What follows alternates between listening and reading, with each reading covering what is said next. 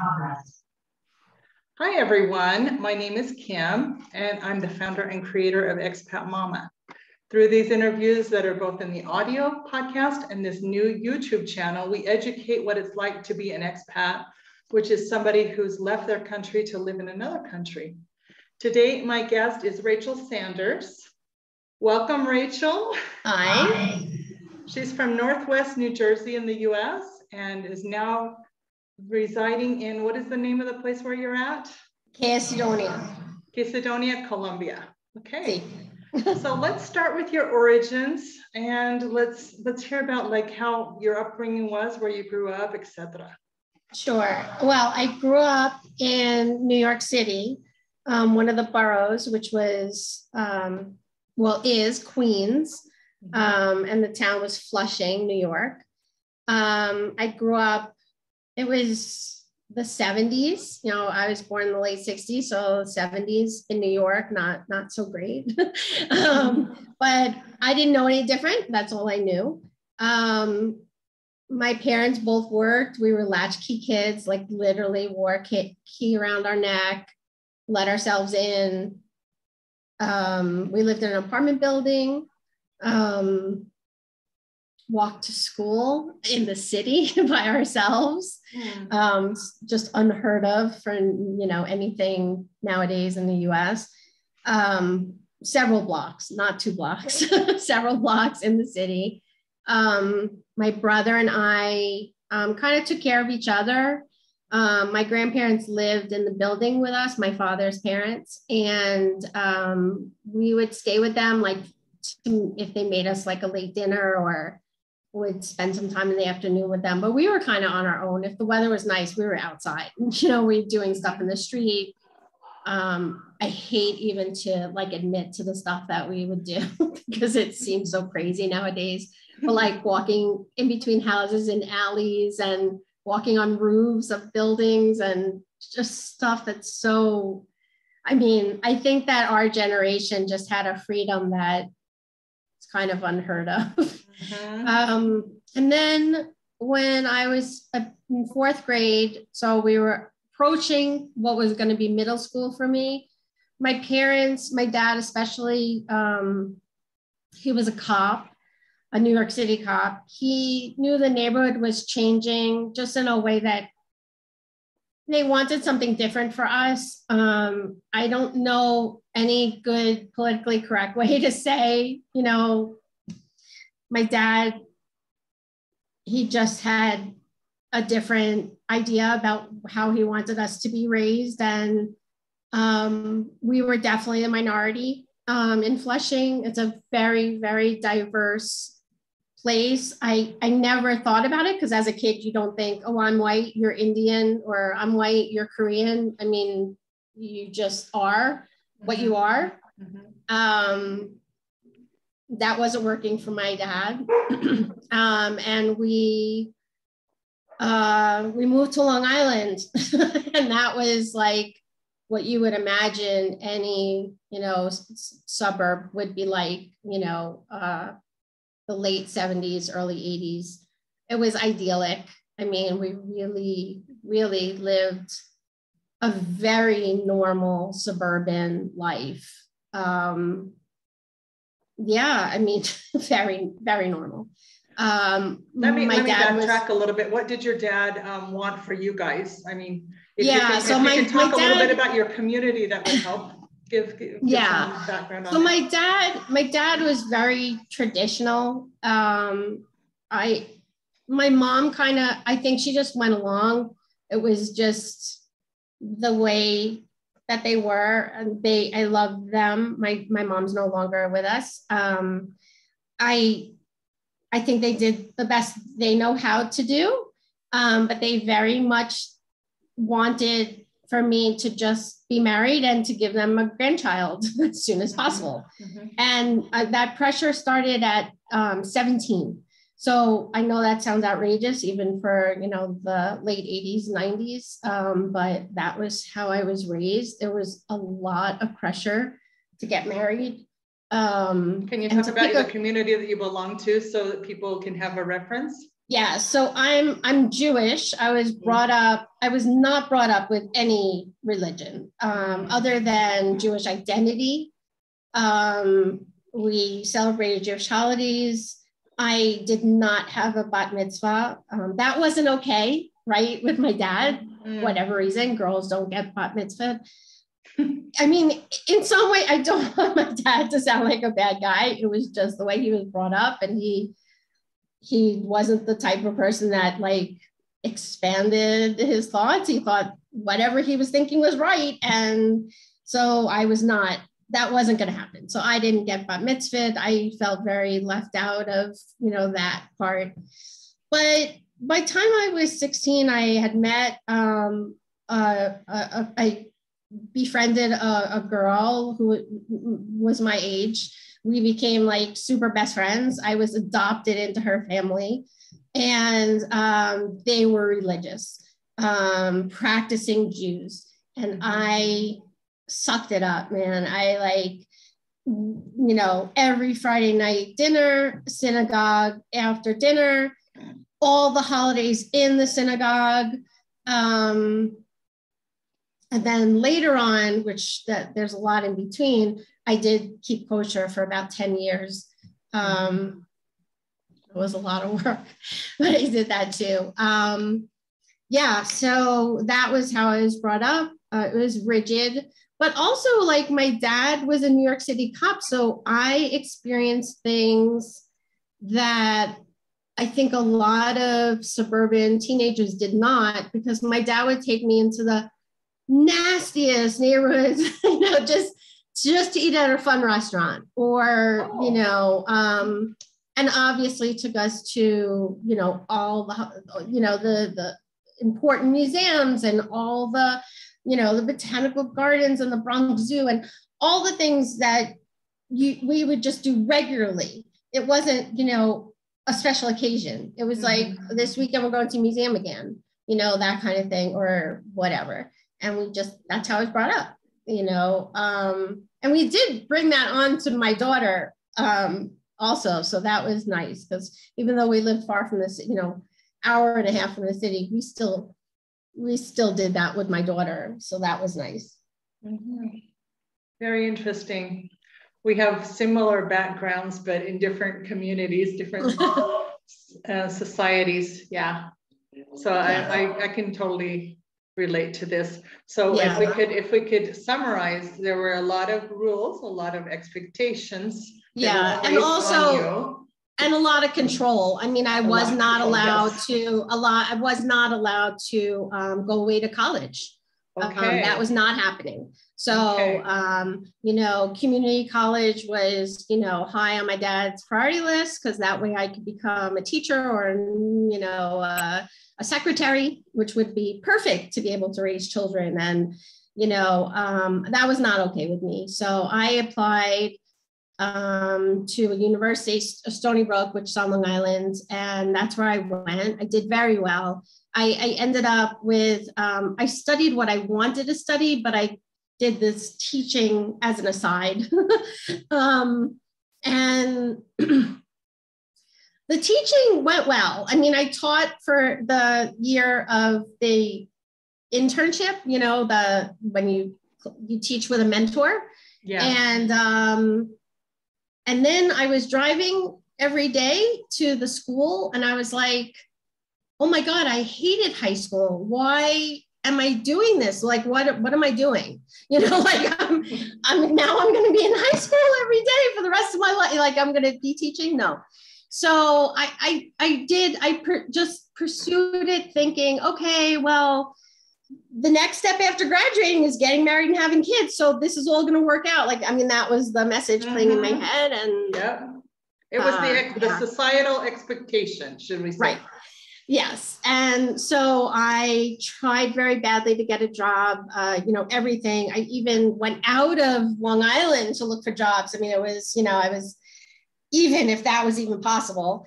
And I decided I'm going to go to graduate school because I needed the master's for the teaching anyway. And I can't get a job, and what am I going to do? So I applied to a couple of colleges. I ended up getting into Binghamton University, I forgot this part. My parents sort of semi-retired while I was in college, and they moved to Binghamton. And I really, really didn't want to go there, but they offered me a full scholarship and a stipend to be a graduate assistant. It was kind of a no-brainer. And I went there, and the whole first semester, my friends were like, oh, I know a Jewish guy, because everybody in the undergrad was Jewish. Nobody in the graduate school was Jewish. Somebody that we want to set you up with. Right. Nobody in graduate school was Jewish. So like, just like, oh, I know a guy who's Jewish. And like, they were talking about my soon to be, you know, my eventual husband. And we finally met second semester, the beginning of second semester. And I think he moved in like after a month. So, I mean, it was kind of like, it wasn't just that we were meant to be together, but it was like, we the whole first semester, we were so talked up to each other that by the time we met, it was like, okay, well, we're getting married, right? I mean, no, I'm totally joking, but I mean, it took a little longer than that. But yeah, we ended up not much longer. Yes. Yeah, wait, not much longer. We got engaged then. We did wait quite a while to get married. Oh my gosh. Yeah, we waited a while to get married because we were in total flux. You know, Jason was going to graduate school to finish his PhD. And while I was in graduate school, and still obviously every semester applying, you know, every chance I got to take a break, looking for jobs, interviewing for teaching jobs, it just wasn't happening in that economy of the, you know, was it like 1990-ish, 1991, 1992 was not a good economy for, you know, there was a and there weren't a lot of going kids on at that time in the US. Right. Yeah. There was also like, there wasn't a lot of kids to teach. So it was like that kind of thing too. It was not a boom. So I started cooking just because I love baking and cooking. And I really wanted to be a chef, but that was absolutely not allowed. That was like, no way. Women aren't chefs. No, let me stop you here. Why was that not allowed? Or you're just... No, my dad would not. That was not even an entertainable thought. Like it was women weren't chefs. That was like way out there. And you have no idea what you're talking about. You will never get into cooking school, blah, blah, blah. You won't be able to cook in a kitchen, that kind of stuff. I got in on my first try to Culinary Institute of America. By then I had worked for a year as an assistant in a fairly, like a large hotel in Binghamton, doing, you know, corporate events and just, you know, all the parents that would come and visit. The hotel was busy. Like, you know, it was a busy hotel. And I worked for a year there. And then the next semester was coming and Jason was like, look, you're going to take out more loans to live and go to school, or are you going to go to cooking school, you know, which was going to be a way bigger loan, you know, way bigger step, way out of my comfort zone to do something where I was going to have to leave home, you know, like leave my thing, go live on campus someplace as a non-traditional age student. Because by then I was 22, 23. So, you know, I wasn't, but I wasn't 18, you know, which I mean, now they don't let kids in anymore. That was just, I think that was one way they made money, but it's not a good age to start cooking school. I mean, I can only imagine how many people didn't make it at that age. Let me stop right now. And because our upbringing was, I mean, we're around the same age, we're only like a year apart. So back then, I mean, the expectation for us was, if we decided to go to college, we had to be done within 4 years. Am I not wrong about this? I did it 4 years. So my upbringing was the same, our orthodoxic way, that you better have your college done within 4 years, which I did. I was sitting there at 21 and I'm like, I don't want to leave, you know, as I had such a good time in college and I wanted to get away from my mom, you know, my dad was great, but my mom was really controlling, and I left at 17 and I never really went back. Me too. Okay, so exactly. So we were both yearning to spread our wings, right? Right. And to get away and just have a little bit of freedom. Oh my gosh, that was huge for us. But also the underlying tones of societal expectations eating at us as a female, right? Living in an orthodoxic kind of society, right? Sure. And just I don't think my dad's thoughts were religious. It was just tradition. It was like, and that they so wanted to have grandchildren. Like that was their thing. Like they were so young, they were in their 40s and they were begging for grandchildren. I was like, what's wrong with you guys? At 17 to be putting pressure on me to have a kid. I'm 17. Like I didn't let it click. I didn't let it like set in like, oh, okay, I'll give them a grant. No, it was not, that wasn't happening. So what happened was I applied to school, I got in, then Jason was going to go to Boston to Brandeis to finish his PhD. And then I was going to go to cooking school. So Brandeis started in August. So we moved to Boston from Binghamton. And then I set up the apartment for us. I got everything ready. And then I went to cooking school in Hyde Park, which is upstate New York. So, and then that was I want to say 40-week program. And then there was an externship where you have to work for a year in a kitchen. It wasn't a full year. It was like you had to work X many months in a kitchen, but I stayed on. I didn't go back to school to finish. I just finished with my 40-week certificate. Instead of like the full, why would I get an associate's degree when I already had, a degree from Stony, a 4-year degree from Stony Brook? I didn't need another, business, like it was like cooking business, like business restaurant school, like that kind of thing. And I was never going to own a restaurant that was not even a thought on my radar. And I got a great job. I had a great job in Boston. I mean, it was unbelievable. And I loved every minute of it. I wish I had stayed another year or two, but what was that great job? So I was an assistant pastry chef. I started out as just working in the bakery, and then eventually became the assistant pastry chef. It was in a 4-star hotel. Nice. And we did everything I learned at school. We did every day. So it was like heaven. I mean, it was just, you were in your dream job, basically. It was my dream job. Awesome. And then your dad's like, she's taken the non-traditional route, but you have a supportive husband. Good for Jason. Yes, and he was supportive. He was going to school, and it was very sad. We lived in an apartment. It was so small that if your foot accidentally rolled out of the bed, it would hit the steam heater and you'd get burned. Like, so that was like how small, like it was so small, and it was Boston. So I know we're not used to heat anymore. We're not used to heaters, but so it was a very small apartment, and, but it was great. It was great.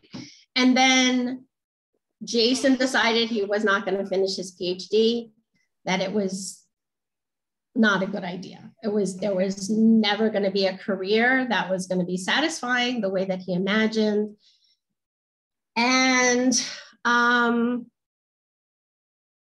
he decided to work for his dad, and we were going to move back to Jersey. And I was like, okay, I'm on board with that. I'll support you. But that also meant that I was leaving Boston. Leaving your dream job. Leaving my job. And, we figured, well, we'll live somewhere in Jersey close enough to the city, and I'll keep my job going. And that didn't work out because we were too far. And most jobs in baking and pastry, especially for entry level, which I would be at that time, were like middle of the night kind of stuff. And there was no way I was taking a train in the middle of the night anywhere from, into the city. No, wouldn't be safe. Not stupid. Right? Yeah, exactly. And that was, that was hard. I did find a job with caterers. And that was great. Kosher caterers, which was great because they used me. they like, it was a good relationship because they were not Jewish, but they were very prestigious kosher caterers. And it was nice to have that they were able to say that, I was there and I kept kosher and that I was, keeping everything. You're kind of the go-between, controlling everything. Yeah. Making sure everything. Well, I mean, perfect. they had their proper, control, it's called a Mashiach. They come in, they check everything. But no, that didn't work out for me either. And I did get a good job. I became a manager at Macy's. I know this is like a big jump from one thing to another, but I worked there for a while, and then I was like 29. I was like, well, what are we doing the kid thing, and I did really want to have my career settled. Like, I wanted to have a career. I didn't want to just have a baby and then not have a career. And Jason was just like, it's okay. Like, let's get the family started, kind of thing. And I had a great pregnancy until the end. I became very, very sick. And I had, at the time, didn't know what was wrong, but I had colitis, which is an autoimmune disease, which I didn't know that I had, undiagnosed. Mm-hmm. And everything was fine with Maddie. She was born, everything was normal. I had a cesarean, but it was normal. She was normal, everything was normal. And healthy, normal baby. And then around 4 months, so I'm recovering from being very sick. And all of a sudden I see that her leg is shaking. And, the pediatrician is like, well, sometimes babies shake when they pee. And I'm like, no, I don't think so. And then like, they're like, oh, you're nervous, you're exhausted, blah, blah, blah. And of course, you bring them in to the pediatrician, they don't see anything because it doesn't happen then. And you know how that goes. And, but I had an epileptic dog growing up. Oh. So I knew something was wrong. And then mothers always know, don't we? Yeah, and she was so little. I mean, 4 months, your brain isn't even developed yet. So she wasn't having full out seizures. She was just having these tremors until she was having full seizures, which was about 6 months. And by time she was somewhere between 6 and 8 months, 9 months, she was having 3-minute seizures every 5 minutes. Oh my goodness sakes. And she was, we had her at every fancy doctor you could imagine in Manhattan, the world specialist in this type of seizure, world specialist in that type of seizure, just being passed around. Typical American medicine approach, like just throw it all at her, whatever, we don't know what we're doing, which is still true. Let's do the guinea pig approach here. Of course. Well, yeah. Yes. And that's still true with epilepsy. It's not exactly like it's gotten so much better. Without going into her entire medical history, I mean, she's severely disabled and requires 24-hour care 7 days a week. When she was littler, it was manageable, even though I was very sick and went through multiple surgeries. I had 3 surgeries by the time she was 4 years old. Yeah, and me too. I'm a guinea pig too. So, and I just went along with whatever my doctors wanted to probe and pick at me and cut into me and all kinds of crazy medicine. And, hey, as long as your insurance is paying, let's have so you're going along. Typical American medicine means that they don't really know what's going on with you. They're experimenting. You're giving you different you don't really have a firm diagnosis of what's going on here. No. That was typical of our times, of the times yes. we grew up in. Yeah. And nowadays, I mean, epilepsy is treated much differently in infants. They never, ever would have let her epilepsy go, her seizures progress the way that they had. They would have done what they did in the end to her, they would have done like maybe second or third. They wouldn't have waited quite so long to do the crazy thing, you know, which at that time was, you know, but, you know, she's going to be 24 next week. It was a long time ago. I cut them that slack. Thank God, you know, she's healthy and, you know, it's all good. I suffered at the hands of doctors in America. I mean, I really did for a long time. And it was very hard taking care of her and being sick. And that, I mean, I just, when people, you know, there's always that line when you fill out at the doctor's office, like, you know, well, list your surgeries, you know, honestly, the whole questionnaire, medical questionnaire. I just say like, can we just use the last 10 years, you know, because then I don't have to list anything, thank God, you know. But because at that point, your medical history is like a big book, like a dictionary. Right. It's just, it gets silly. Or they ask like, you know, well, thank God I don't take any medication anymore for the most part. So yeah, I mean, but that all changed coming here, which I want to get to, but I think we should get to the part where why I'm here. What you just lead it. Yeah. So tell your story. I think bringing up the part about Madeline really is the key to why we're here. So like I said, she required more and more care. I was sick. And I managed by myself with like mother's helper kind of help. Really until she was like too big for me to like move. So like maybe like 9, 10. And then the bathing and the bathroom stuff becomes like much more of a burden. I think also emotionally for me and Jason, we always had an idea, especially because we had help very much from the beginning, was if we didn't have help, our marriage would never last. And if we don't have help, we're just going to be angry and resentful. Because having help allows you to enjoy your child without it being like a humongous burden. Because there's not a lot of sleep. There's not a lot, you know, I mean, especially when they're little, you know, there's just not a lot. You have to entertain them all day, you know, except for the couple hours. You don't get a break. You're never getting a respite when you're the sole caretaker. That is very underrated. Yeah. People don't know. I've been a caretaker too, you know, that they just have no clue the toll that it takes on you, your marriage, and just your mental health and your physical health. It is just so draining to be such a caretaker.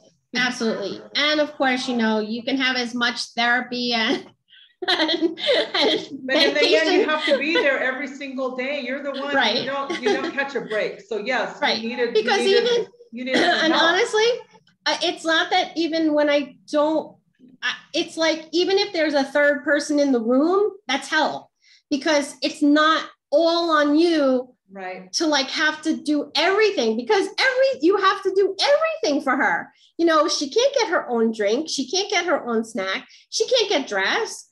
She can't bathe herself. She can't go to the potty by herself. So, I mean, it's fully dependent. Yeah. So, you know, over time, we managed to find women, I feel like always at the right time. There were always nervous moments in between, you know, like if one had to leave and another one was coming.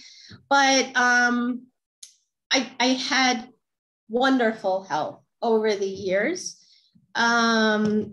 Wonderful. I mean, indescribably good. I mean, still friends and Facebook friends, obviously, but close friends with one in particular that we chat often on Facebook, just kids of our own now. Well, most of them have kids of their own now, which is funny in itself, especially the ones that told me they were never going to have kids. But I was very lucky and with having help. And then I met Monica. And I feel like I met her at the absolutely perfect time. Monica is a woman that we moved to Colombia with. So we met her, she's Colombian, and we met her in a restaurant that Maddie just loved this place. It was like breakfast all day kind of place. I think they only were open breakfast and lunch. And Monica would, she was a great waitress. She would, come over and take care of Maddie. So we would be able to eat, and Monica would cut up Maddie's food and make sure she had a drink and play with Maddie and, entertain Maddie and whatever. And one day I was like, look, do you want a job? Do you want to get out of this joint? Right. And she said, yes, she was going to balance the two jobs because mine was more like a 2-day-a-week kind of thing I was looking for, maybe a weekend day. And the girl that she was going to learn from was eventually going to be leaving. So it was like she was doing an internship for college and she was going to be leaving me. So she trained Monica and Monica loved it. I always tell the girls, like, this might not be for you. Like, you have to make sure it's for you. And like, I would be able to tell if it was going to be for them or not within a week, kind of thing. Yeah. Because, changing a diaper of a 12-year-old is... They have to have a special aptitude and a vocation. Right. And bathing a teenage girl it's a different kind of care. Yes, absolutely. And Monica was suited for it, and her whole family accepted Madeline. I just couldn't be more lucky. I just couldn't. I couldn't. And Monica just became part of our family. And we became part of theirs. Yeah. And Maddie, she was in school. So school is full-time until you're 21 for disabled children, adults. And her school she was about 18, and I had gone through the process of enrolling her for Social Security, which you have to do. Her school, well, you don't have to do anything. Her school encourages you, like, by the time they're 16, and then by the time they're like 17 and a half, they're like, hey, you getting this done? Because you need to get these services started. Mm-hmm. It was a kind of bureaucracy that you feel like you feel terrible. Like, not only are you telling your whole story, like what I just told was nothing compared to the details of the kinds of things that you have to discuss with them, but there's a financial aspect. There's all kinds of like medical stuff that you have to get in order. It's horrible.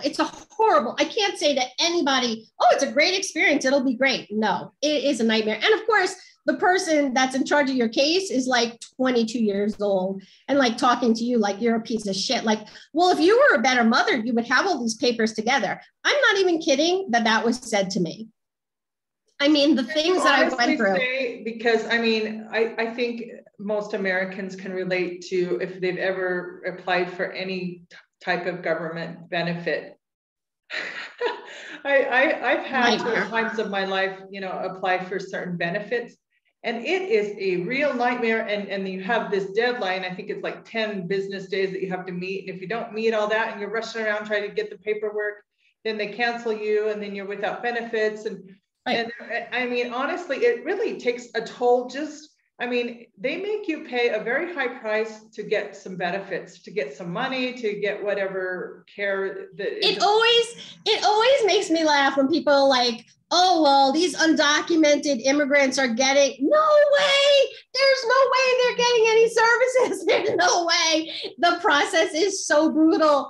I mean, I was an upper middle class white woman. It's right. Brutal. Upper middle class white woman with a severely disabled child, and they put me through the ringer. It was indescribable. And then because of their delays, I had to go through the process. Like you had to like re-up because the medical stuff was too old for them or whatever. It was a nightmare. So that all happened. And around 18, Maddie started becoming older than the women that were taking care of her, or like the women that I could pay like just a little bit to like help me out. So like, obviously, since she needs the 24/7, Monica could work 40, maybe even 50 hours a week. You still need more help. Mm-hmm. So once that became clear that Maddie was just uncomfortable. If you weren't like, there's a certain personality that Maddie is attracted to. You have to be very confident. You have to be physically strong. You know, you have to take care of her. You have to be able to take care of her. And if she senses that that's not the case, so you can imagine she was going to summer camp and the girls started becoming younger because that's a very specific age that the counselors are, you know, like 17 to 19. Mm-hmm. And once Maddie was at that age, there was no respect, right? That went out the door. It's like she didn't have respect for them, exactly. You know, and it wasn't, you know, like you can't really take care of me, you know. Exactly. And then we started thinking, she wasn't going to do anything that they said. Yeah. We started thinking about how are we going to handle this? So we were like, well, what if she went to Colombia with Monica? And because we were used to the 7 weeks away for the summer, which I mean, sounds incredible. The first summer that I sent her away was just the worst 7 weeks of my life. It was so scary. But then the second summer was the best 7 weeks of my life, because it's like, once you know everything's going to be fine, your kid's going to come back alive, dirty, but alive, you're fine. Yeah. But I think that we knew that camp wasn't going to happen anymore. And the fee structure was changing. And we were just like, we can't afford this. And so we sent them to Colombia for Christmas, like Christmas time. So like middle of December to middle of January. And of course, you know, you can speak on the phone and you can get pictures and, you know, all that kind of stuff. And we were fine and they were fine. They had a great time. Maddie had a great time. She even got enrolled in school, if you could even imagine that. Oh, wow. Monica had her enrolled. She went to school here. And we were like, okay, you know, then they went for the summer. So December, then they went again for when Maddie's school ended. Instead of going to school in the summer, which you can as a disabled child, you can go full year. We didn't send her for the summer.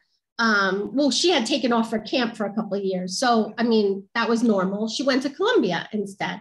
She went to school the whole time she was in Colombia. She had school and physical therapy. Monica was getting her here. And then when they came back, Jason and I, so now Maddie was 19. And we were like, so 21 is coming and we know what adult daycare is going to be for Madeline. It is not going to be, she is not going to like that. She is so spoiled. She's so used to one-on-one attention. She's also used to being with people her own age, you know, Monica's friends. And she's not going to want to be with like mixed age adults. And she's going to need a place that can give her one-on-one care. Well, that doesn't exist. So it doesn't exist. And that's on you as a parent. You want one-on-one care, you're got to pay for that.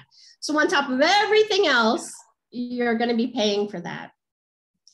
So that comes to... Can I stop you for a second and talk about numbers here? I was going to say the finances of this. Let's talk about the finances, how much this would cost you at that time, years in the US. Right. So in the US, what had happened was when Maddie was about 10, by the time she was 10, we went through bankruptcy from medical, just her care, her therapy and her care. It was pre-Obamacare. So we had to hunt for insurance every year because each year you get, 30 PT, 30 OT, 30 speech. So we were giving her many more hours of therapy than that. So, and the therapy is in US dollars. I think at the beginning, if I remember correctly, it's probably about $120 a therapy session. By the end, it was approaching $200 a session. What years are we talking about here? So she had therapy from day one, from when the seizures started. She was not making any milestones. So say she was a year old. So that was 1999 to her. She had private therapy up until the time we left the US so that was we left the US in 2019. So it had gone up to $200 an hour. I would say about, and that's, right. And then, it's all out of pocket for you guys.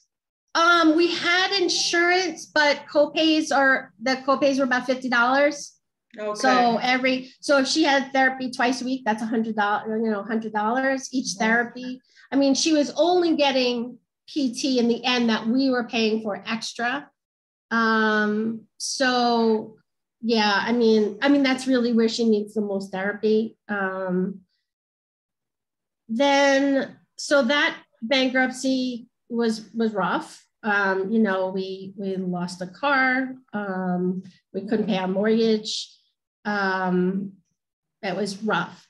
So renegotiating the mortgage of our dream house was very difficult. It went on for years. It dragged out during that whole time that, they didn't want all the numbers on the books of how many people were losing their houses, So we just hung on as long as we could. We tried many times to make deals to keep the house, but it wasn't going to happen. And by this time, we said, so let me just shift back to the Colombia thing. So we started thinking, well, let's go with them. The next trip, let's go the same time they're going to be there. And we'll check Colombia out and see what it's all about and whether this is a real option or not. Can this really be an option? So because you had already sent Madeline down, your daughter Madeline down, twice. Monica twice, but twice. The two of you had never been down to We Colombia. had never been. Okay. No, so we had never been. So we went, Monica and Madeline went first. So they were there for like a week or maybe 10 days. She set up like the house we were going to be staying in and all that kind of stuff. We arrived, and then the house wasn't right for us. There was no internet for Jason. He still had to work. He brought his computer. He was still going to be working. There was no internet. And I don't know. I guess people are not, I don't know how many people that are going to watch it that live here, but it was rough. It was in the country. There were no screens on the windows. So it was different. I'm used to that now. I wasn't used to that then. There was no clean water. So that was rough. Wow. That was rough. And no hot water. Well, absolutely no hot water, of course. Oh. So we decided we couldn't stay there. But regardless, by the second day, I said to Jason, we're going to move here. We're going to do this. We're going to figure out how to make this work. And Jason was like, you're crazy. Like, we have only here for 2 days. And I don't think he was really on board. But I just love the weather. And by the end of that trip, we found an apartment we stayed in. We had hot water, clean hot water. It was great. We started doing things like I went to a doctor and met with a doctor. We spoke with pharmacists. We didn't meet lawyers the first time. We didn't meet lawyers, but we went shopping to see like what that was going to be like, mall shopping, and yeah, so we were like, let's do this. So we planned our next trip, which was, we went in December. We planned our next trip for the following year. And that whole year, we started getting ready. We started downsizing with the idea that we're moving. We're moving. So let me ask you this. Isn't that kind of the most difficult step? It is for many. I don't know if it was for you guys, getting rid of your stuff. The most difficult thing was, getting rid of, like, you accumulate so much. It's so part of American culture just to accumulate. Part of our culture. Like Target and Home Goods, and you're just going and buying like stuff you don't need all the time. So there's so much stuff. It's really a commercial culture. Yeah. And I was also keeping all of the stuff, after my mom died and my grandma died and my aunt died. So like, I'm sorry, my aunt died recently, but she moved from her house to a nursing home. So all of that stuff became in my house, all the family things and the heirlooms and the this and the dishes and the so getting rid of it was not easy. Plus stuff that I just loved, it still kind of hurts a little, like some of the stuff that I gave away intentionally, but maybe I shouldn't have, or like wish I still had it. What's hard to give away? Clothes, especially stuff you love, but you're not going to be wearing anymore, ever. I had a very large turtleneck collection. I know you're laughing because it's like, I am. You can't wear a turtleneck here. I mean, no. So yeah, I mean, giving away clothes was hard, and of course you're American. So you don't have one winter coat. You have a winter coat for going out at night. You have a winter coat for getting dressed up. You have a winter coat that's casual. You have a really, really heavy winter coat. You have, and let's not even get into the shoes. Right. Oh, shoes. I'm embarrassed. It's embarrassing. From the Philippines, the set of shoes could easily be any American woman's set of shoes. It's embarrassing. It was embarrassing. It's still embarrassing now what I have here and that I can't wear. It's not easy to get rid of those habits. Yeah. No, I haven't bought any since I've been here. It's just that I just have too much because I really just wear Crocs every day. Which I'm sure you could understand. Yeah, there's so much walking and your feet are hot and you don't want to wear anything fancy. No. And so that was hard. Of heels shoes. I just don't even own them where we live. It's cobblestone. It's just not feasible. Yes. Yeah, no, the street area? No, there's no cobblestones, but the some streets are well maintained and some aren't. Right. So you could be walking and all of a sudden you're in like a war zone, just walking around the block. There's no zoning in Latin America. No, you could just walk around the block and all of a sudden there's a street just 1 block away from us, which is just torn up. In the whole time we're living here, I don't know how the people that live on that street don't get their street paved. I mean, it's just crazy. But yeah, that's hard. Giving away stuff is hard. We've been very lucky because we have a storage unit. Another gringo that lives in town, he owns some property and he is renting a storage. Well, it's not storage, it's an apartment, but we use it as a storage. It's a ground floor, so it has the garages at the bottom, and you just open the garage and all of our stuff is in there. Okay. And so we're waiting. The house we're renting is too small to have our furniture in. Well, that could bring me to the next part, was that yesterday we bought a house. Yay! There's always a happy end. Not all. Eventually, there will be a happy ending. Eventually. And so that was what I would say about moving to Colombia. Congratulations on your new house Thank purchase. you. What's your new house like? Our new house is nothing at all. Like, again, I think that I could bring up a couple of key points about being an expat.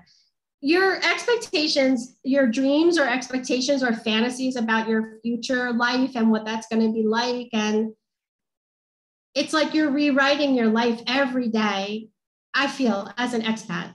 Like, I feel like the life that you imagine as a teenager in your 20s, in your 30s, even in your 40s, this decision changes everything, because you can't imagine what your life is going to be like.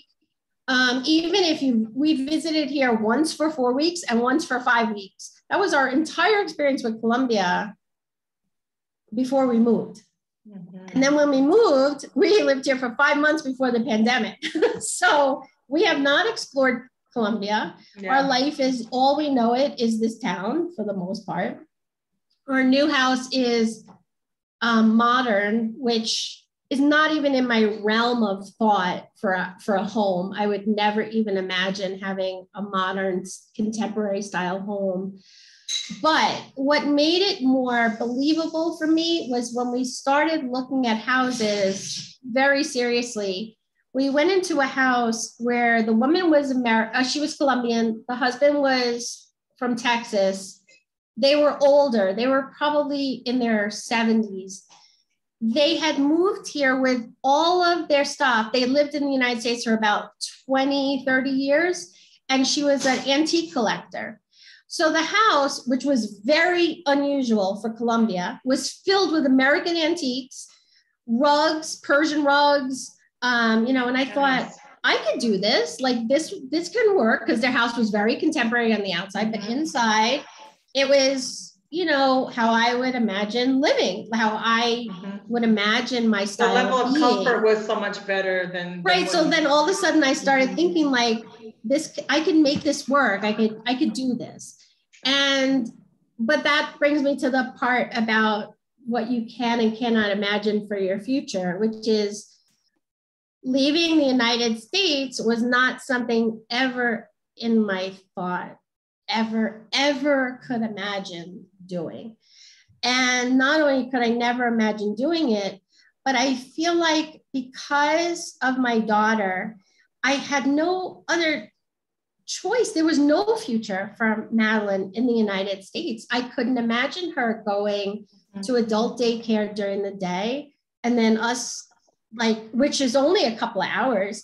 And then somehow we would provide the other care, and then all of her medical, we were still paying for her insurance, because whether she had Medicaid or not, which she did, I mean, that fancy world-class neurologist in Manhattan is not going to take Medicaid, no. So those kinds of services, or the dentist that you want her to go to or whatever. So that was all on us. And we were just like, we have to just find another way to live. You were drowning in debt and just drowning in debt. We were in despair, basically. We were almost maxed out. Make this work. Yeah. Yeah. I mean, we were just maxed out. We were paying $3,500 for a house. That wasn't including any bills. So there wasn't any, cellular, there was gas, electric, our insurance was about $3,000 a month. Healthcare, not including. So your insurance was the same as your rent or your mortgage, I should say. Yeah. So that was not including deductibles or copays. Oh. So there's just no way. We were. It was unsustainable. And here's the crazy thing: my husband makes an amazing living. And it Of course still he does, but it's still was not not enough. affordable. It's not. It was not affordable. No. I mean, just our medical bills, our insurance, our rent, and Monica is $120,000 a year. I'm Right? I'm gonna say it in Spanish. Dios mío. Dios mío, of course. Gracias Which a means Dios, Colombia. Because it seems to hit home better in Spanish, honestly. Right. And we made this decision, and so we left the United States with every card maxed out, and we had to borrow money from friends, because in order to get a visa, Jason had to start a company in Colombia. So you have to start with seed money, and then show that you're making a profit over time. We have a great accountant here, so.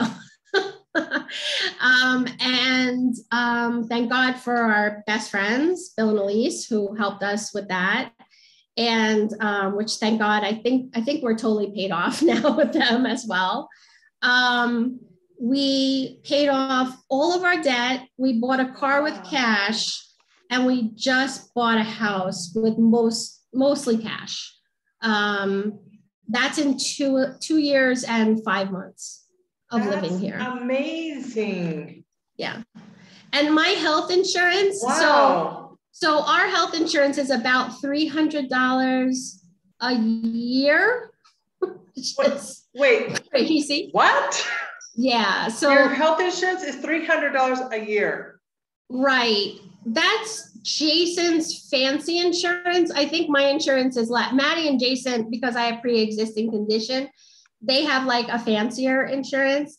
So I have the base insurance that you can get. It's like it's called EPS, which is like everybody in the country has it if you have a visa, not if you're undocumented or you're.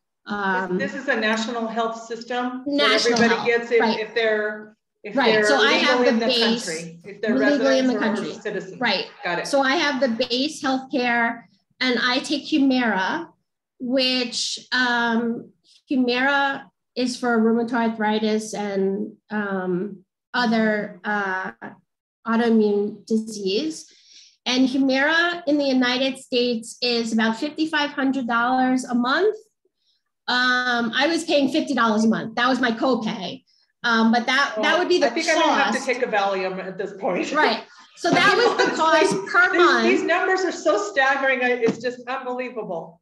It is. Okay, keep going. And then here, until I got insurance, we have a pharmacist friend. He was able to get me Humira for about $1,200 a month here. And then, which honestly, if you think about it, $1,200 compared to the $3,000 plus copays that we were paying in the United States, it wasn't very much, because that was our only expense here. Right. And then now that I'm covered by insurance and my doctor is covered by insurance, I know this is going to be insane. So the Humira is free, and the copay at the doctor is one Colombian peso, so 1,000. So it's one meal. And that's about 25 cents.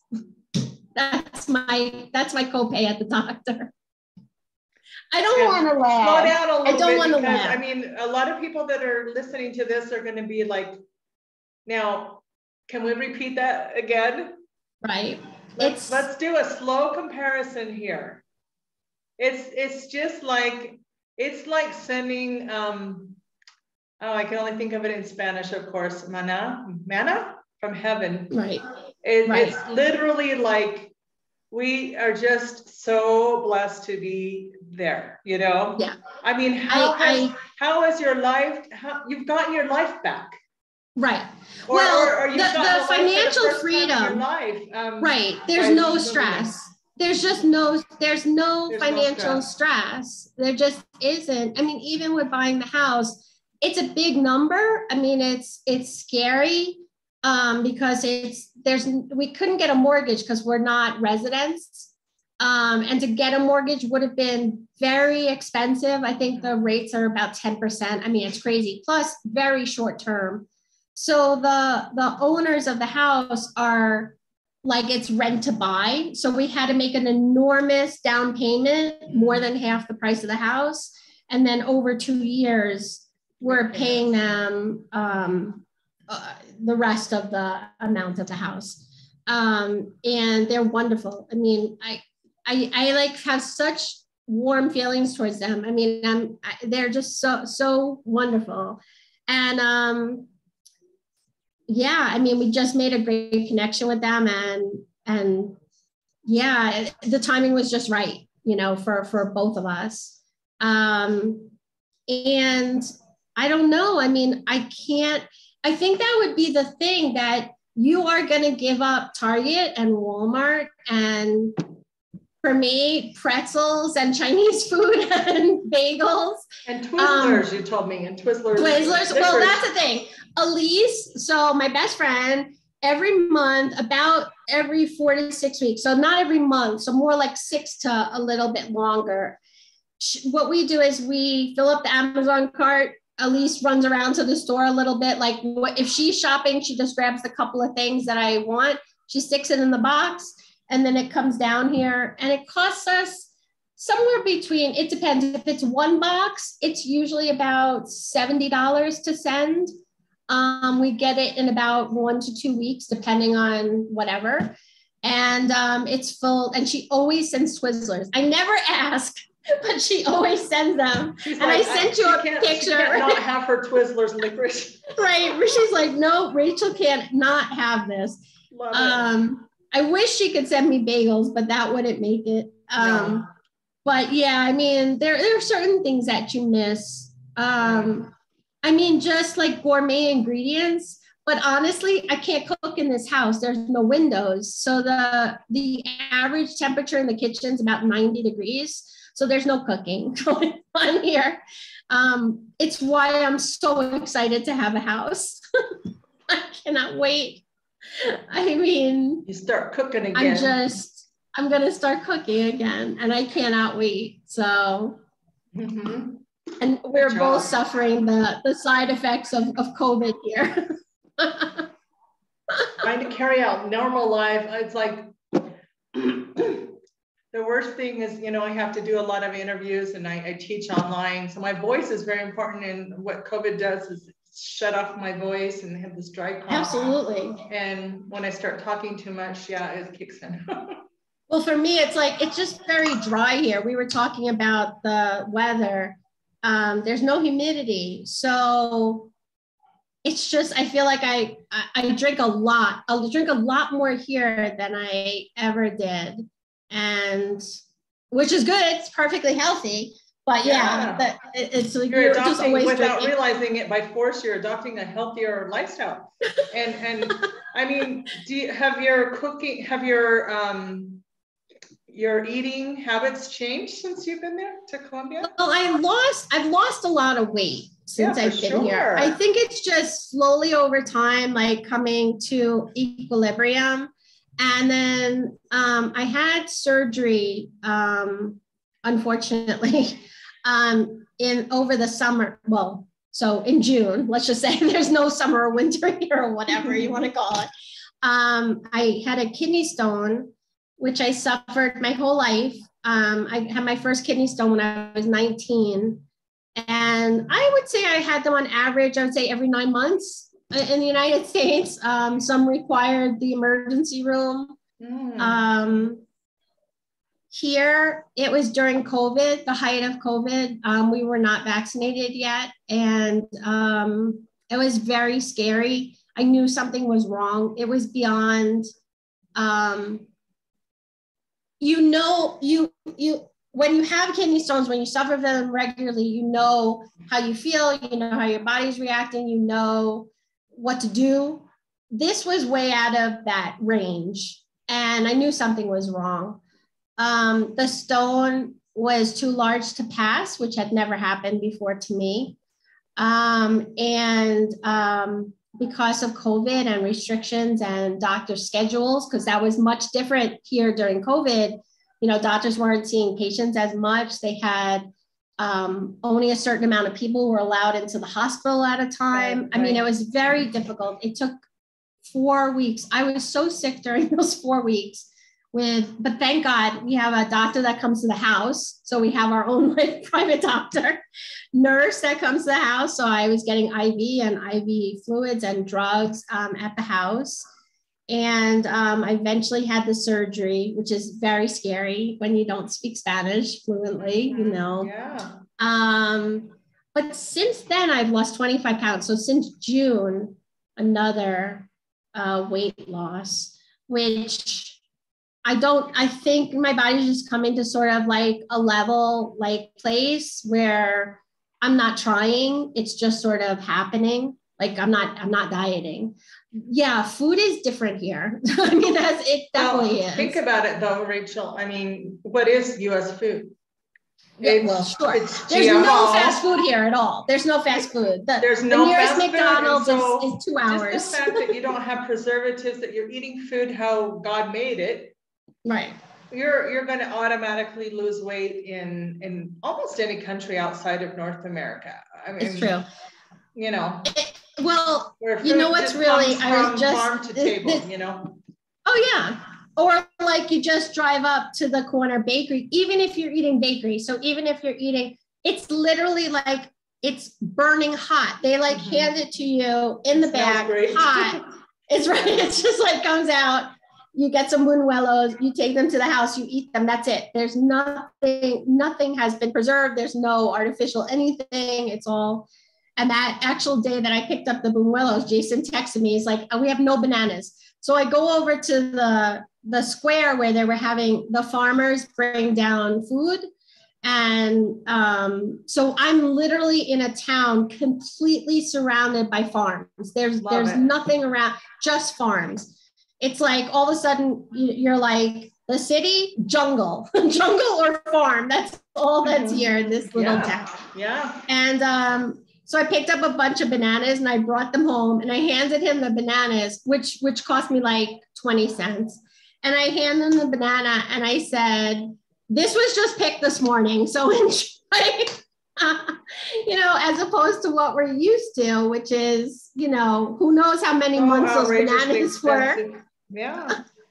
It costs buku bucks to eat healthy in the US. And you can go down there. I mean, here I can get like a kilo of, I have an avocado guy that knocks on our gate and brings us avocados to our house. I mean, how awesome is that? Right. You know, for free, you mean? Well, I mean, no, I have to pay for it, but it's so cheap. Oh. It's not like $2.50 per avocado in dollars. Oh no.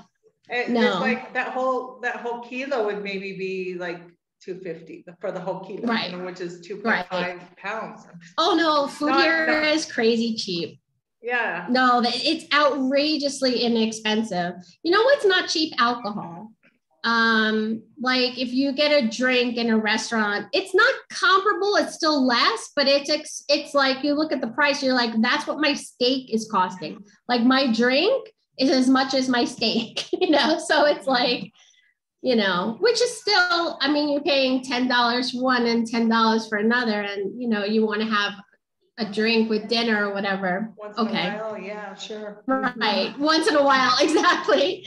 And of course, you have to think about that too. Do I really want that drink? Just, you know, I mean, we're not going to go crazy and say, okay, everything's cheap, you know, so I'm just going to live high on the hog. It's not like that either, you know. That's not the way it is. Oh, no, not at all. My life, just because things are cheap doesn't mean that we change I mean, no, you just get used to just having, it's not less, it's different. Right.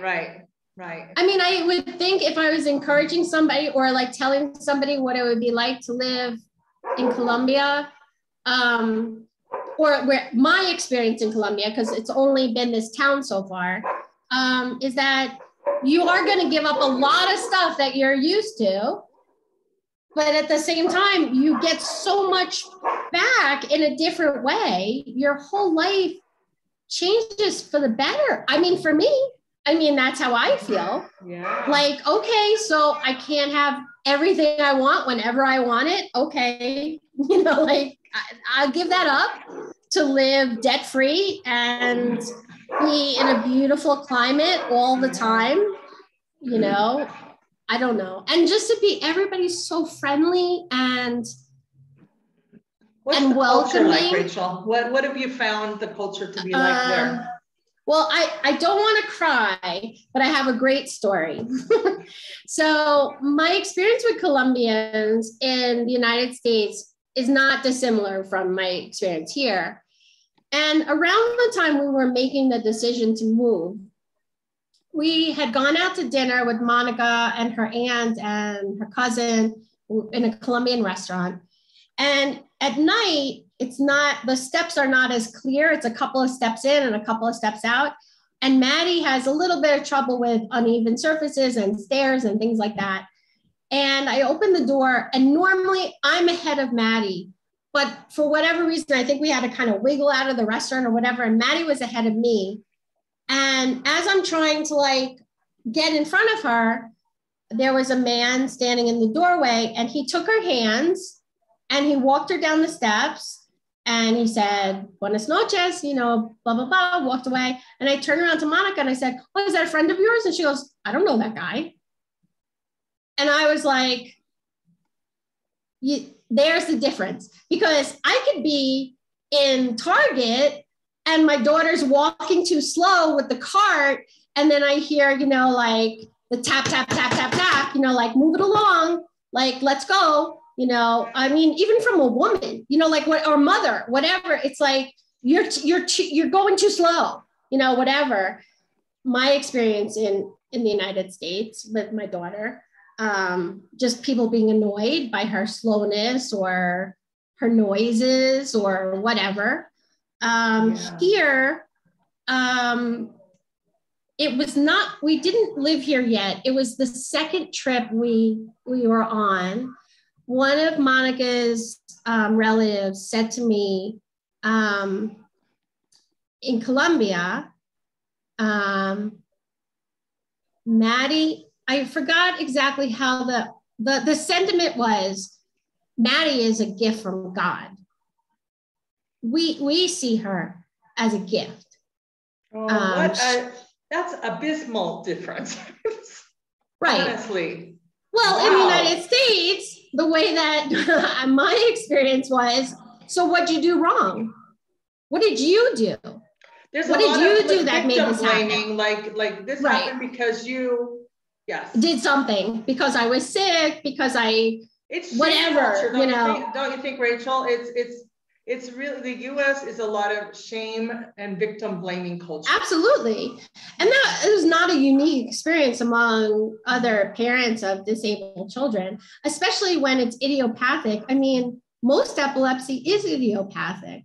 So knowing a cause, I mean, I had a relative say to me, how could you not keep trying to find out why? Well, really, what is that going to do? Who cares why? Right?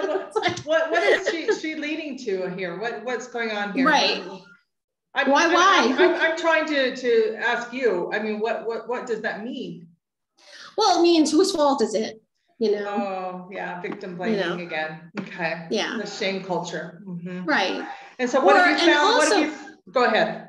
And also, I mean, for me, when Maddie was little, I think this was around 4 or 5, we were considering having another baby. And we went through a lot of tests, for her, for me, with Jason. At that time, genetic testing had gotten a little bit better. We were going to, but if no one can tell me why, I wasn't going to try again because God forbid, I didn't want to have 2 disabled children, for sure. 2 children with special needs. You were already spent with the one that you have. Yeah. It was a great decision not to do it. But Maddie is, I mean, she's everything. I mean, that's why we're here. We're here because of Maddie. And I feel no resentment, only happiness. I can't wait for her to have her own pool for her to be in. With the COVID restrictions, we haven't been able to go to the pool. So that's been hard on her because she loves the pool. And she's going to have her own now. So it's the best life that we can make for her. Your house has a pool in it? I don't think we went to too many houses that didn't have pools. I think that's a very, varying in sizes. So like, there are like pools where like our jacuzzi size, but they call it a pool. Mm-hmm. And then there are pools that were nothing American size, like nothing like, nobody has like some kind of giant pool. We had a really big pool in Chester. I think it was like 8 feet deep and 20 feet, by 10 or whatever it was. They don't have pools that big here. No way. I think the pool's about it's like 4 feet deep. Mm-hmm. And it's decent size. I mean, it's, you can't swim laps. Yeah. But the purpose of it is just to get in water, be refreshed because it gets hot. Absolutely. Sure. Yeah, and that's it. Oh, yeah. It serves its purpose. It's a practical thing. Yeah. Well, good for you guys. Oh, yeah. We're very excited. What does your house look like? So I said before, it's modern. So it's one floor. Oh, nice. Gracias a Dios. No more stairs. Stairs are a nightmare. I've always had a weird phobia with stairs, but Maddie is especially dangerous. You needed we have to keep house. We have to keep a gate up. We have to worry, can she walk up and down stairs? Yes. Down, I worry much more. And no more, we don't have to worry anymore. Mm-hmm. And so it's one floor. All the living is in one part of the house and all the bedrooms are in another. It's kind of unusual. Most houses are built in Colombia where the bedrooms surround the living area, like almost like a courtyard kind of build. We definitely didn't want that because that doesn't really work for Maddie or for Jason because he works from the house. So we wanted it to be off. And it's a gated community. Nice. And it's not a large community. It's only 25 houses. We were looking at some communities that were 100 houses or more. So it's on the smaller side in terms of the community. It's like what I couldn't imagine, tropical flowers, hummingbirds like buzzing and palm trees. Yeah. You just never would have imagined you'd have such a beautiful life that you have right now, right? It wasn't even in your wildest dreams. I always wanted a beautiful life, but imagining living in South America, no. We had gone to South America for our honeymoon and we went to Ecuador. And I told you about this. I said, a lot of people plan these like sort of romantic, island vacations or whatever. That was not for me and Jason. We just weren't that type of people. We really wanted to do something adventurous. And we have family in Ecuador. And Jason's sister was living there abroad for a year of school. And so she planned the trip and we went, and the trip was an adventure, let's just say. It was 1994, so pre-internet, pre-cell phone, pre-weather channel. Prehistoric. No, I'm just kidding. Yeah. Really. Prehistoric as we know it as Americans, that we want all of our modernizations, Wow. Yeah. No, this was like this was indescribable.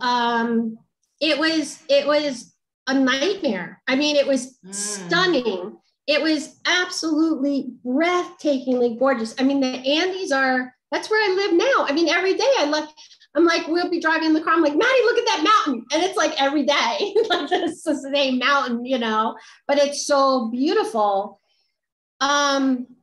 it was terrifying. I mean, neither of us spoke Spanish. We didn't go with driver's licenses. We rented a car without driver's licenses, and the car had no license plate. I know you're gonna. No, you know what?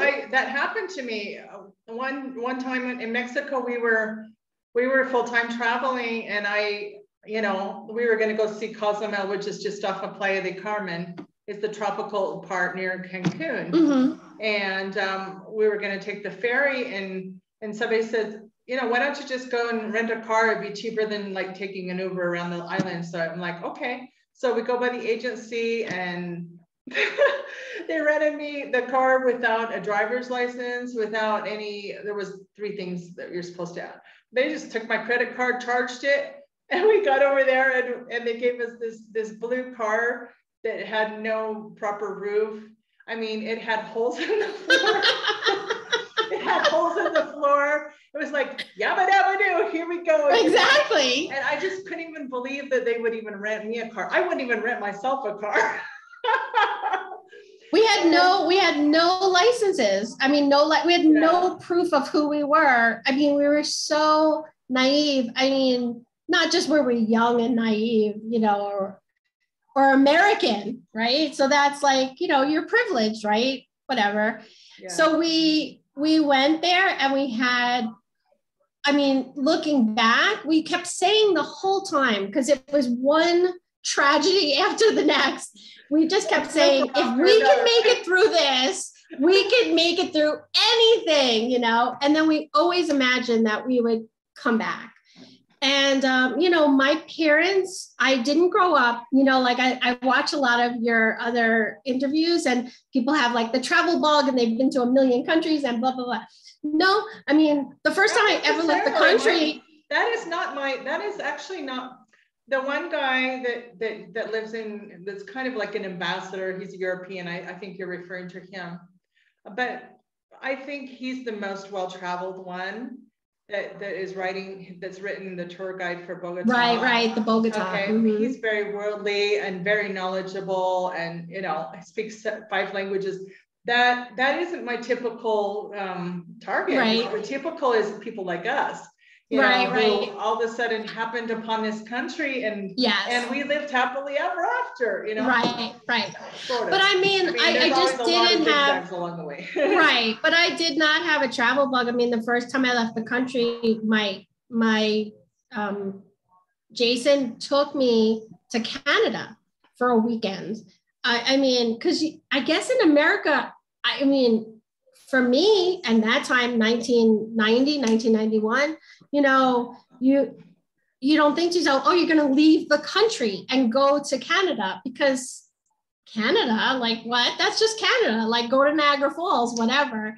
But I did. I left the country for the first time with Jason.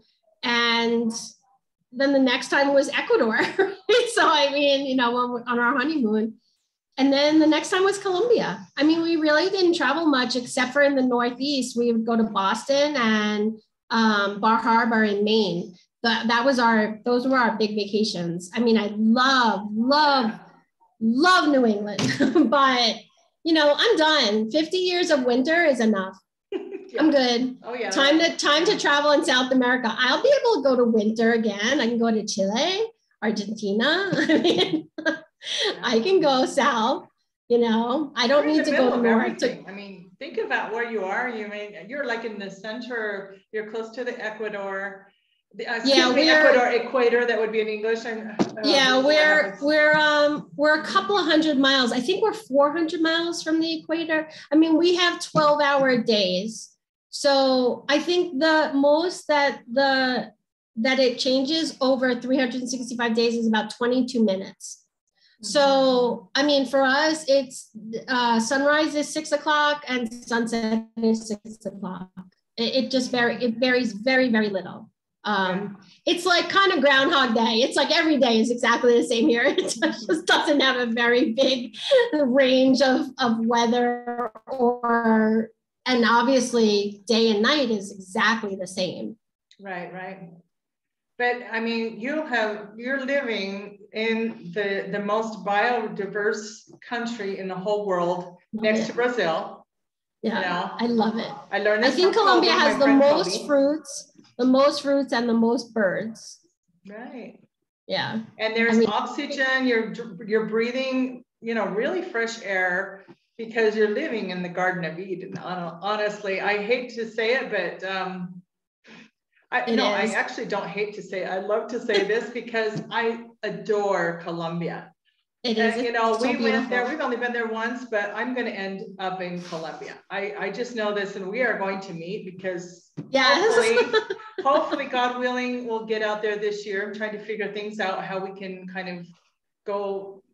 Anyway, I don't want to talk. The focus is on you, but if you haven't ever been to Colombia, you will be so pleasantly surprised. It is not what you think. You know, I was commenting to like my second mom there in Utah, like, we're going to add Colombia as our fourth country. Right. And she's like, isn't that a drug infested country? And I said, it was, but it's not anymore. It is. You can't talk about that here. Nobody talks about that. I know that is. You don't talk about it. You don't see it. You can't even talk to it. But that is the impression that people have of it. When you get there, you realize, oh my gosh, how wrong could I be? Honestly, it is so beautiful. The people are beyond amazing. You know, very friendly. Monica brought you there. But there's a million Monicas in oh yeah, well, her whole family takes care of us. I mean, Maddie goes almost every day to Monica's cousin Angela. She lives in town. She's, you know, I don't know, 5 minutes from my house. And because there's no school because of COVID, well, let's put it this way: there's school now that they're all vaccinated. But so in October, we were waiting for Maddie, then the Omicron hit, and then we were like, no, let's not go back to school. Then there's no school in December, you know, so now we're thinking Monday, she's going to start school again. You know, her day program, which is great.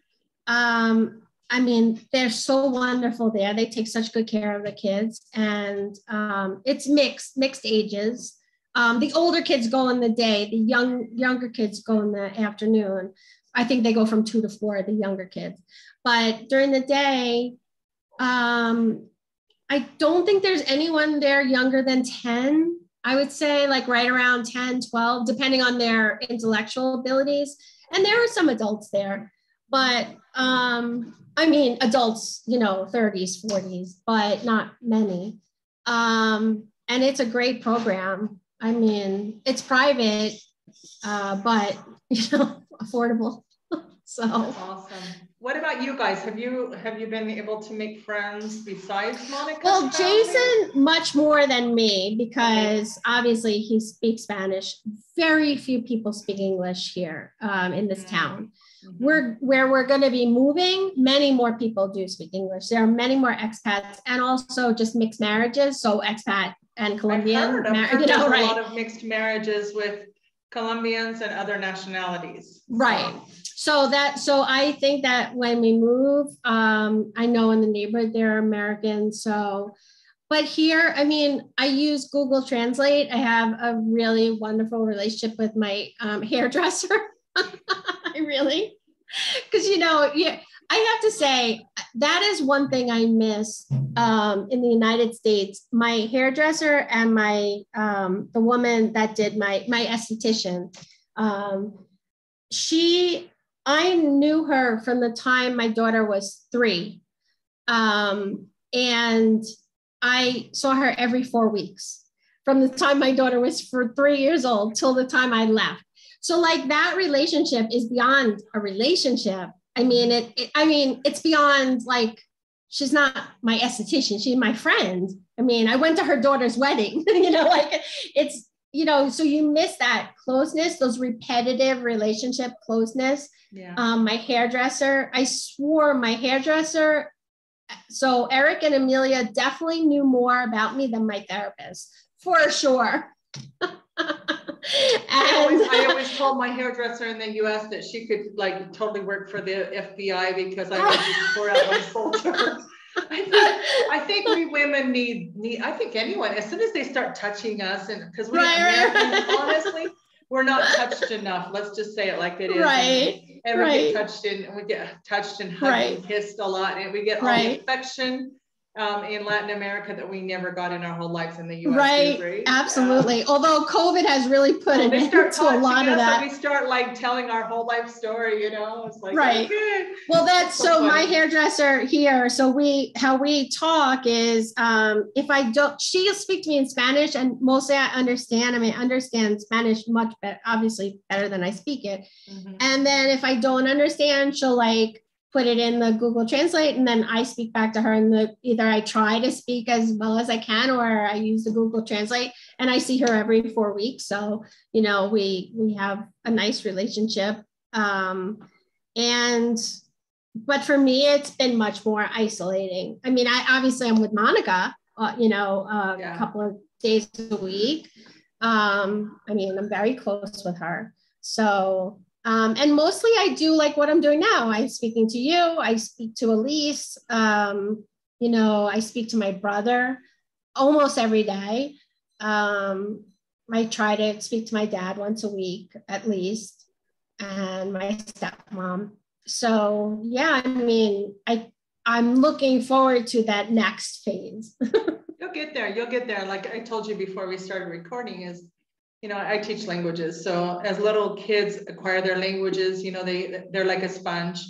So you'll get to the point where eventually that's going in is going to come out of your mouth. It may sound like a cave woman, but you know, at the beginning.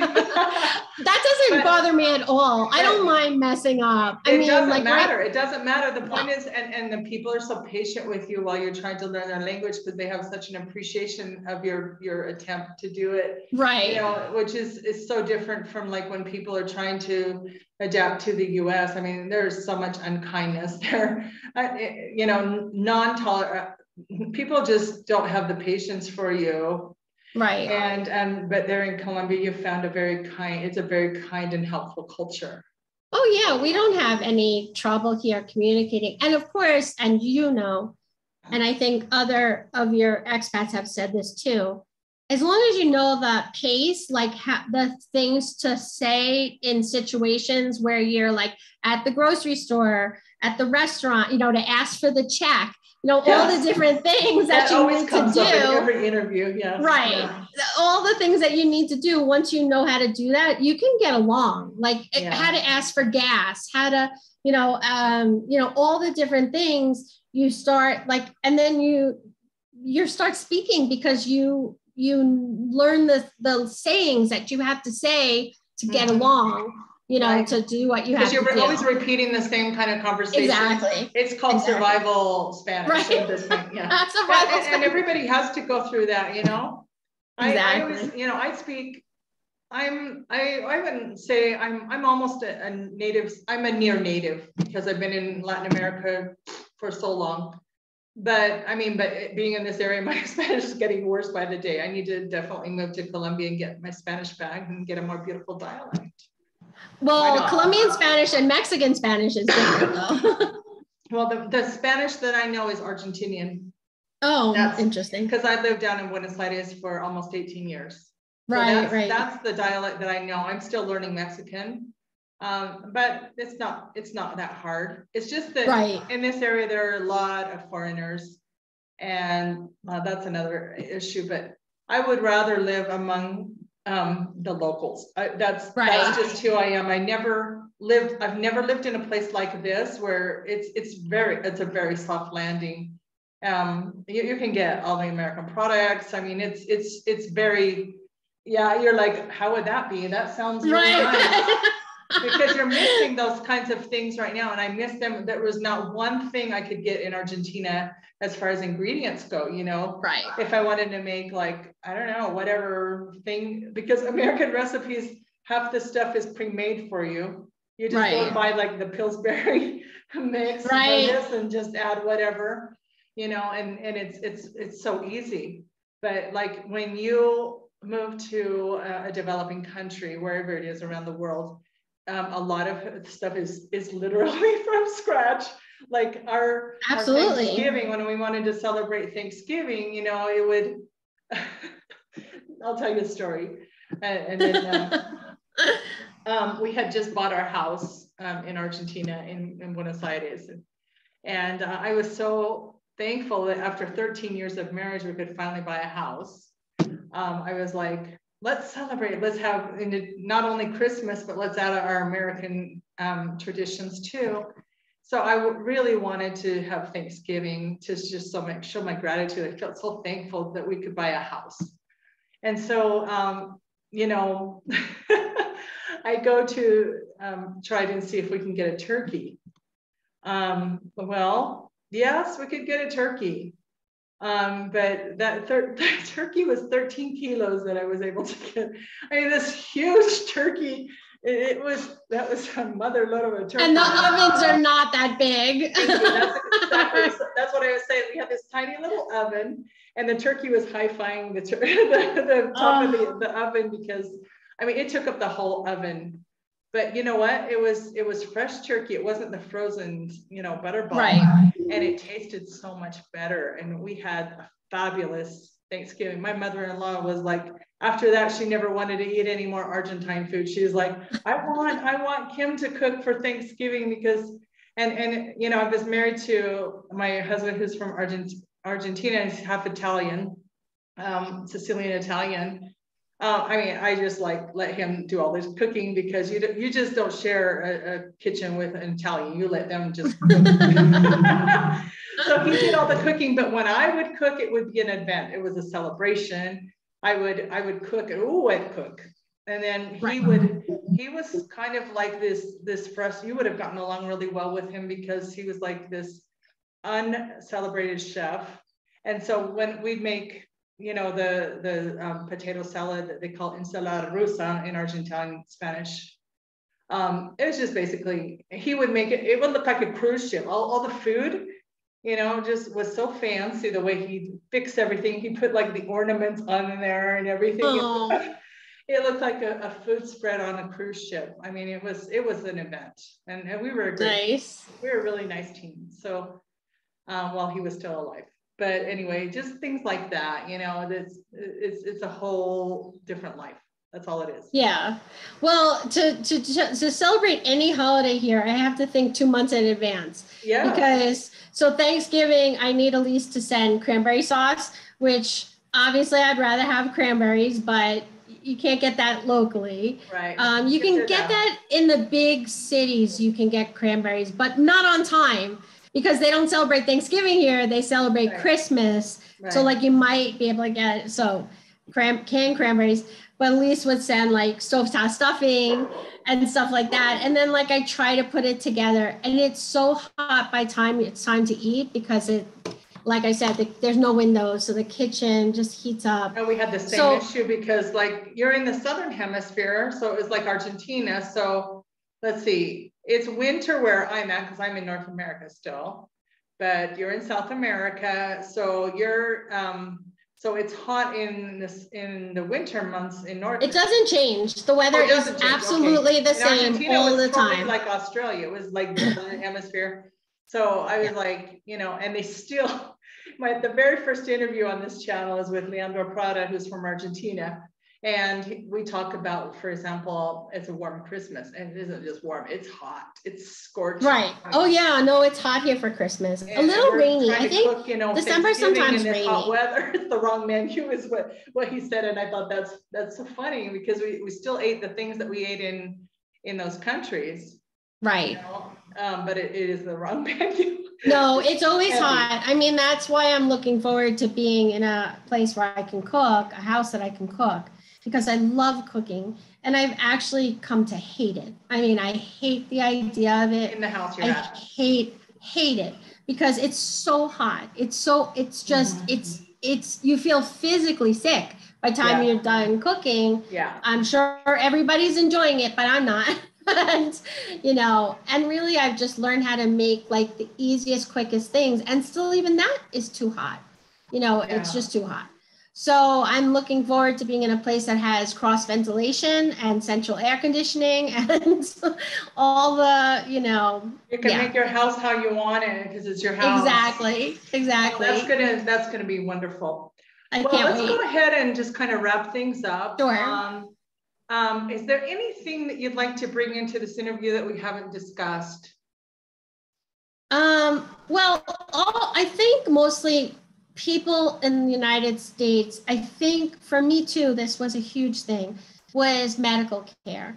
I think that people worry that it won't be the same, or that they won't be able, like you just won't have the same care, or the doctors won't be qualified, or the dentist isn't qualified, or that's totally not the case. My experience here has been kind of amazing. I mean, I'm just so lucky.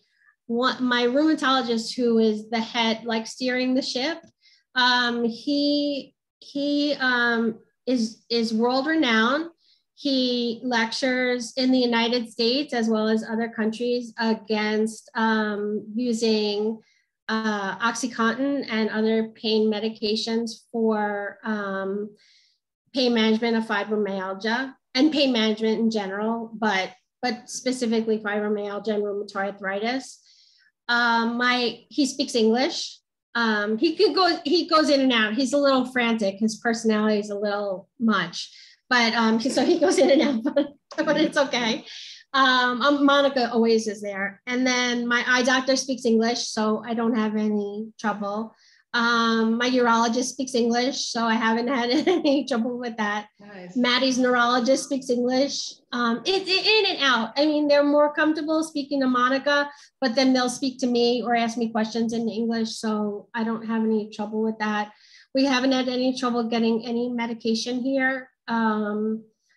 And I really feel, like I said, we have a doctor that comes to our house, you know, a GP. That's unheard of in the US. No, and it's that makes the house call, forget it. I think it would be it's about $6, about $6 USD. The house call, I know. And then like sometimes he won't take money if like it's a follow-up. I mean, it's just he's so wonderful. I love him so much. And he's so good to us. I mean, you know, he takes such good care of me. Like I was saying, to wrap it up, the acclimation is difficult when you go from your entire life in 4 seasons, you know, and winter, you know, winter. I think getting acclimated to obviously elevation, because I mean, the highest elevation, I mean, we lived at about 1,000 feet, 800 to 1,000 feet. So you're at a constant elevation, high elevation, and you're just having water and vegetables and meat, all that's local. It takes a while to acclimate. And your body to adjust to that too. It took me about 1.5 years. Now, it was rough. I actually picked a background that has, so if I back away here, can you explain kind of what's going on in this picture? That's out. If I looked out my balcony, that's pretty close.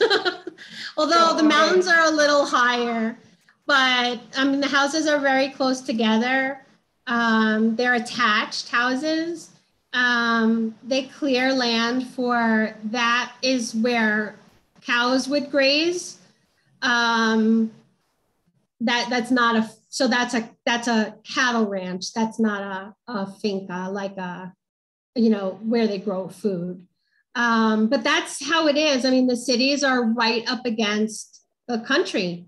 So that's a typical view, what I picked, basically. Very typical. If you looked, I mean, if you got to a higher point and looked down in Caicedonia, that was exactly what you would see. Okay, I'm coming back. So good.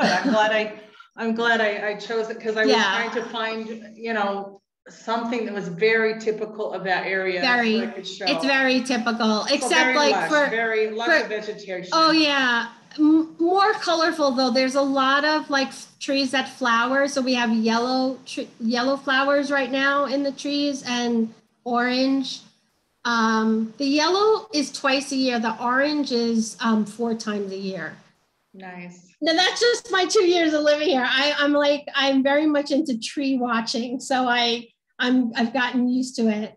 But also you see, you just drive on the road and farms, you know, whatever it is, coffee, oranges, corn, everything. I mean, just everything, anything. Yeah. I mean, You're it's looking just at God's pineapples green earth there, basically. Yeah. It's just I can't, it's all just growing all around us, everything. Nice, it's so beautiful. So nice. And then when you take a walk, it's just beautiful flowers and trees and yeah, paradise. It's beautiful. It is. I love it. And every day probably surprises you, like, where am I? Pinch me. Where am I at? Right?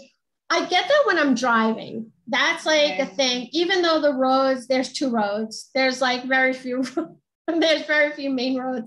So you're kind of on the same road, but it doesn't matter because every day the clouds look different. Every day the sun hits it differently, you know, hits the mountain, or you see something that's different, you know, or look, there's a big group of cows, you know, like, you know, how like when you drive, I know in the United States, it's so stupid, but it's like you're driving past a farm, like a cow, a horse, but like, I still feel that way. So like we're driving, I'm like, Maddie, look at the cows. And meanwhile, she's probably like, yeah, I see that every day. There's cows all over. Well, I mean, you came from the city. I mean, you came from the East Coast, New York City area, New Jersey city, you know, city life. So to see that. But in Jersey, I always lived in Northwest Jersey, which is farms, you know, neighborhoods and farms.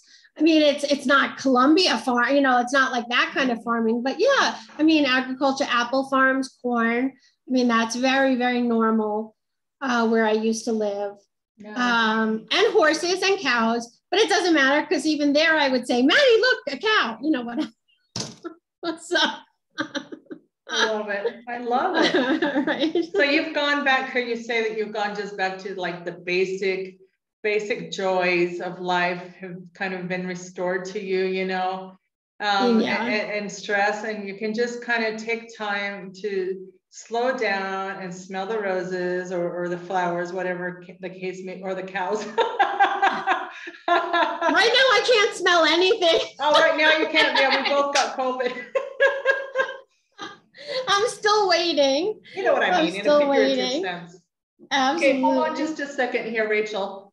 For those of you who are watching, we want to thank you for watching our interview. And we'd like to invite you to like and subscribe because we are building a community of people that just bridge that gap between the cultural misunderstandings. And we want to just show the reality of what's going on in someone's life. It's not all glamour. It's not all, you know, butterflies and rainbows and unicorns. Just the reality of it, you know, how it is without any show, you know. This is what we're building here. This is the purpose of the channel, and it's really a labor of love. So we'd like to invite you to become part of our community, and we invite you to show, you know, to ask what you'd like to see. And basically, you know, and the interviews are both in English and Spanish. So Rachel Sanders, I'd like to thank you so much. It's been such a pleasure talking to you today. Thank you. I've honestly just enjoyed the ride. Well, me too. I'm so glad that we connected. I can't even believe how much we have in common. So I can't wait to meet you in person. Oh yeah, it's gonna happen. It's gonna happen. I can't wait to set foot on Colombia again. It's my favorite country. I always ask when you know, we always coincide with other interviewees that I forgot what it's going to say. This is another thing. I have severe brain fog with COVID, so, and ADHD, so that's not a good combination. But shoot, I forgot what you were saying about Colombians with expats and coming to Colombia. Yeah, and I can't remember what it was, and this is me, and I'm just showing you who I am.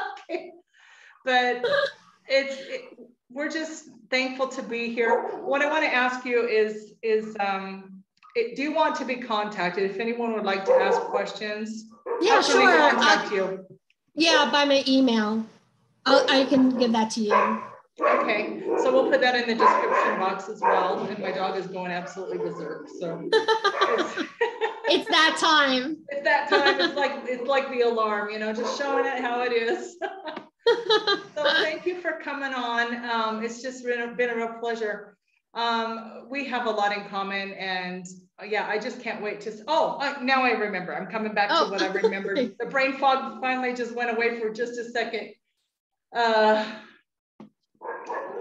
Colombia is something that just needs to be felt. It's something that's hard to describe. Would you say that?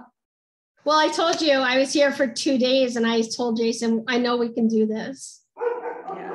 Yeah. Because you have to be here to know it. You have to be there to appreciate it. It's not what you think. It's going to be more, and it's going to exceed your expectations.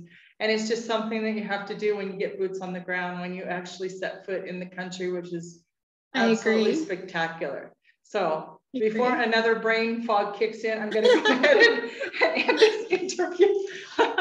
So thank you, and we'll be very much in touch. Appreciate your time. Okay, great. Okay. Thanks, Kim. Bye. Bye, Rachel. Bye. You're welcome. Bye-bye.